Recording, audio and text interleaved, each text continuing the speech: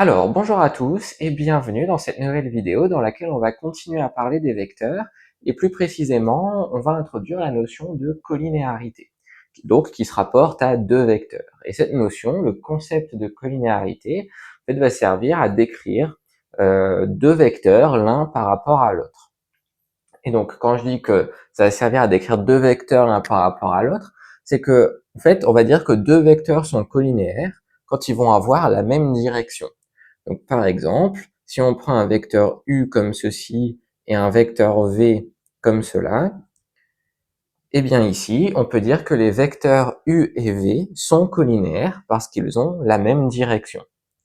On avait vu dans une vidéo précédente que les vecteurs étaient caractérisés par trois choses, euh, euh, leur direction, leur sens et leur norme. Donc la norme, ça correspond à la longueur du vecteur. Et donc ici, eh bien, les deux vecteurs u et v n'ont pas la même norme, ils n'ont pas le même sens, mais ils ont la même direction. Donc ce sont deux vecteurs collinéaires. Et donc ici, on peut avoir par exemple v1 et u1. On peut aussi avoir deux vecteurs qui sont collinéaires et de même sens. Donc par exemple u1, u2 pardon, et puis par exemple v2. Donc là, bon là ici U2 et V2, ils ont le même sens et la même direction, mais pour conclure qu'ils sont collinéaires, on a juste besoin qu'ils aient la même direction, peu importe qu'ils soient dans le même sens ou non, ça n'est pas pertinent pour conclure sur la collinéarité. Et puis ici, j'ai dessiné à chaque fois les vecteurs U et V, donc U1 et V1 d'une part et U2, V2 d'autre part, en les faisant démarrer au même point. Mais on se souvient, ça aussi on en a parlé dans les vidéos précédentes, que euh, les vecteurs n'ont pas vraiment de position dans l'espace, c'est-à-dire que le vecteur U1, que je le dessine ici ou que je le dessine là, eh bien ici on a le même vecteur, donc il y a à peu près la même norme, enfin sur le dessin pas exactement forcément, mais dans l'idée ils ont la même norme, ils ont la même direction, ils sont juste pas écrits au même endroit, mais c'est le même vecteur. Donc là ici en fait le vecteur U3, par exemple, disons, prenons-le vertical vers le haut comme ceci, et puis V3 comme ceci, eh bien les vecteurs U3 et V3 ont la même direction, même s'ils ne sont pas portés par la même droite. Si on les ramenait en les faisant commencer au même point, ça serait le cas. Donc là, ils sont collinéaires également. Donc voilà, c'est la définition de deux vecteurs collinéaires. Donc, on dit que deux vecteurs sont collinéaires lorsqu'ils ont la même direction. Mais bon, le problème de cette définition, c'est que c'est une définition qui est très graphique, qui repose sur la représentation concrète des vecteurs à l'aide d'un dessin. Et donc, c'est pas forcément très pratique à manipuler, à utiliser comme définition dans le cadre de démonstration ou dans le cadre d'exercices, par exemple. Donc, on va essayer, enfin, je vais vous donner une définition qui est un peu plus pratique à manipuler. Et donc, cette définition, en fait, elle dit que deux vecteurs u et v sont collinéaires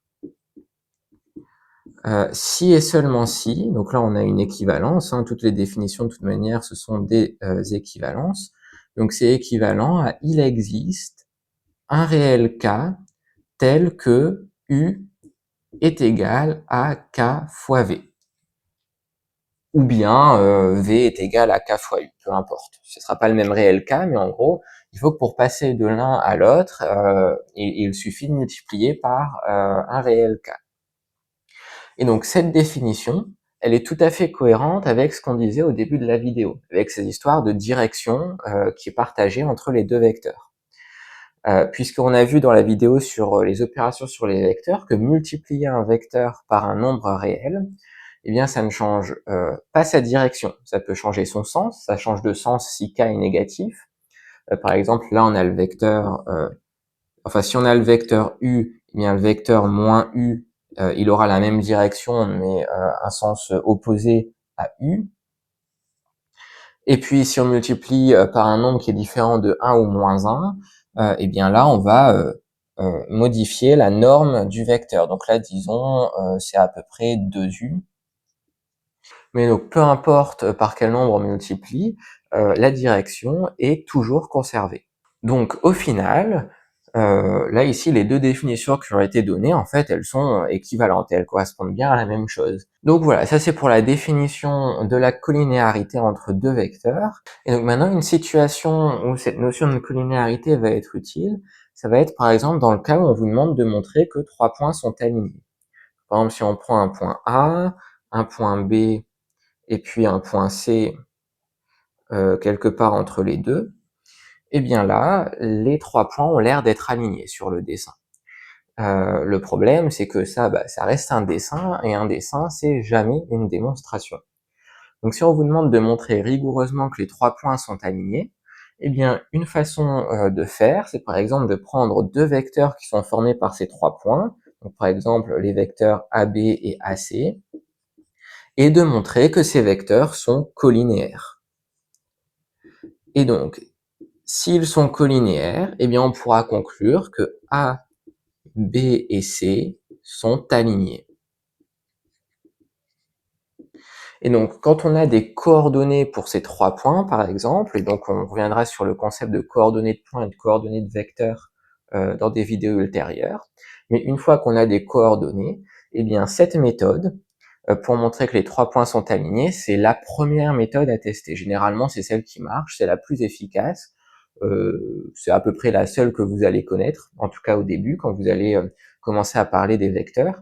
Donc voilà, c'est la première chose à laquelle il faut penser. Si on vous pose une question dont le but est de montrer que trois points sont alignés, et si vous avez des coordonnées pour ces points, ou même si vous n'avez pas de coordonnées, mais des informations au moins sur les vecteurs ou sur les points, eh bien, pour montrer que les trois points sont alignés, c'est la méthode qu'il faut essayer en premier. Donc regardez si les vecteurs sont collinéaires, et s'ils sont effectivement collinéaires, c'est gagné. On peut conclure que les trois points sont alignés. Et donc on fera un exemple concret pour ce genre de questions un petit peu plus tard, mais il va falloir attendre d'avoir parlé des coordonnées des points et puis des coordonnées des vecteurs, et ça sera l'objet d'une prochaine vidéo. Mais pour celle-ci, on va s'arrêter là, donc j'espère qu'elle vous aura été utile d'une manière ou d'une autre. Si c'est le cas, vous pouvez laisser un j'aime à la vidéo et vous abonner à la chaîne, et puis je vous dis à très vite pour une prochaine vidéo.